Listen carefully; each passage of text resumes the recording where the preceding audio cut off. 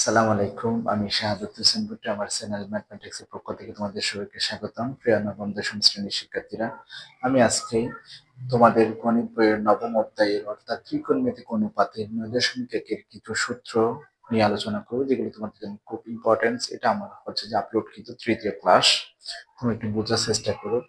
আমি প্রথমেই বলছিলাম, হ্যাঁ, আমার ত্রিকোণমিতিক কয়টি 6টি অনুপাত আছে: সাইন, কস, ট্যান, কট, স্যাক, কোসেক। ঠিক আছে। আচ্ছা, যদি এখানে অ্যাঙ্গেল হিসাবে থিটা হয়, তাহলে দেখো sine theta, cos theta, tan theta, cot theta, sec theta, cosec theta. আমি প্রথমেই বলছিলাম সাইনের সাথে কোসেকের একটা রিলেশন বা থিটা হচ্ছে বিপরীত সম্পর্ক। ঠিক আছে। এবং কোসের সাথে সেকের একটা রিলেশন, এটাও হচ্ছে বিপরীত সম্পর্ক। আর বা টেনের সাথে কটের একটা রিলেশন, এটা হচ্ছে বিপরীত সম্পর্ক। এখান থেকে আমরা কিছু সূত্র বের করে নিই। প্রথমত আমরা লিখতে পারি 1 নম্বরের ক্ষেত্রে সাইন থিটা ইকুয়ালস টু, যেহেতু সাইনের সাথে কোসেকের রিলেশন, তাহলে একদম ফার্স্ট একদম লাস্ট। ঠিক আছে। রিলেশনটা হচ্ছে সাইন ইকুয়ালস টু, আমরা কোসেক লিখতে পারবো না, 1/কোসেক। আমি বলছি যে বিপরীত সম্পর্ক, 1/কোসেক থিটা। আচ্ছা, কনভার্সলি যদি আমি বিপরীত ক্রমে যদি চিন্তা করি, তাহলে আমার হচ্ছে যে কোসেক থিটা সমান 1/সাইন থিটা। তাহলে আমার এইটা এবং এটা ক্লিয়ার। এখন যদি আমি কসের ক্ষেত্রে চিন্তা করি, আমরা লিখতে পারি কস থিটা ইকুয়ালস টু 1/, যেহেতু কসের সাথে সেক, ঠিক আছে, 1/সেক থিটা। এখন কনভার্সলি যদি আমি চিন্তা করি, কস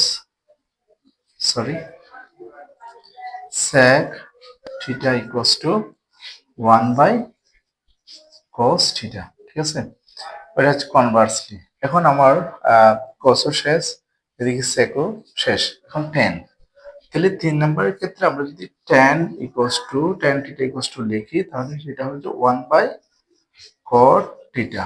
দেখো, এখন যদি কনভার্সলি চিন্তা করি, cot theta equals to কি হবে, 1/tan theta। তাহলে আমরা ইজিলি এই যে এটা এটা এটা যদি আমরা পারি, তাহলে বাকি দিনটা আমরা ইজিলি বের করতে পারবো।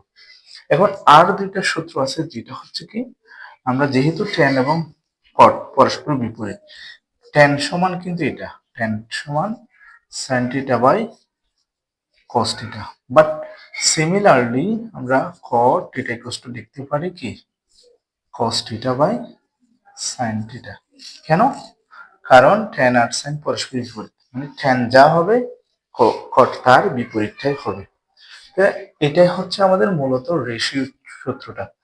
আর কিছু আইডেন্টিটি অভেদমূলক সূত্র আছে, যেগুলো আমি দেখাচ্ছি তোমাদের। আমরা প্রথমেই লিখতে পারি কি, sine square theta plus cos square theta সমান 1।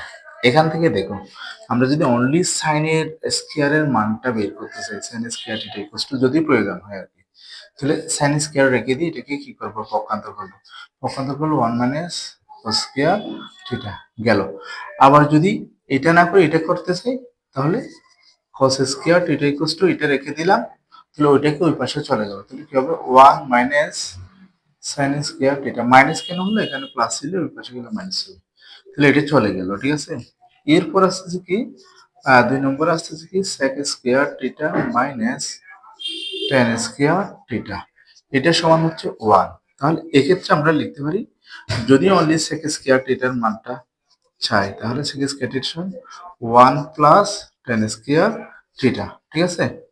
তাহলে অনলি সেক স্কয়ার থিটা। যদি আমরা ট্যান স্কয়ার থিটা জানতে চাই, তাহলে এভাবে করতে হবে। দেখো, এখান থেকে ধরো আমি সেক স্কয়ার থিটা রেখে দিলাম, আমার দরকার ট্যান স্কয়ার থিটা। তাহলে এদিকে 1টা কেন আনলাম, তাহলে 1 এর প্লাস চিহ্ন দিলে মাইনাস হয়ে গেল, আর ট্যান টু এই পাশে চলে গেল, তখন হবে যে কি, ট্যান স্কয়ার থিটা। অর্থাৎ ট্যান স্কয়ার থিটা সমান আমি কি লিখতে পারি, সেক স্কয়ার থিটা মাইনাস 1। আরেকটা 3 নম্বরে যেটা আছে, সেটা হচ্ছে কি তোমার এই যে কোসেক স্কয়ার থিটা মাইনাস কট স্কয়ার থিটা ইকুয়ালস টু 1। এক্ষেত্রে দেখো, এক্ষেত্রে যদি আমি অনলি কোসেক স্কয়ার থিটা জানতে চাই, তাহলে 1 প্লাস কি হবে, কট স্কয়ার থিটা হবে। এখন আগের নিয়ম যদি শুধু কট স্কয়ার থিটা আনতে চাই তাহলে কোসেকটা রেখে দিলাম, হ্যাঁ, কোসেক স্কয়ার থিটা রেখে দিলাম, ওয়ানটাকে পাশে আনলাম, তাহলে -1 হলো, আর কটটাকে পাশে নিয়ে গেলাম, তাহলে হলো কট স্কয়ার থিটা। ঠিক আছে, তাহলে কট স্কয়ার থিটা সমান আমি কি লিখতে পারি, এটা লিখতে পারি। তাহলে এগুলোই হচ্ছে আমার সূত্রের আলোচনা। সেক্ষেত্রে তোমরা যদি আমার চ্যানেল নতুন হয়ে থাকো তাহলে আমার চ্যানেলটা সাবস্ক্রাইব করবে, এবং বেল বাটনটি অন করে পরবর্তী ভিডিওর জন্য অপেক্ষা করবে। ধন্যবাদ সবাই।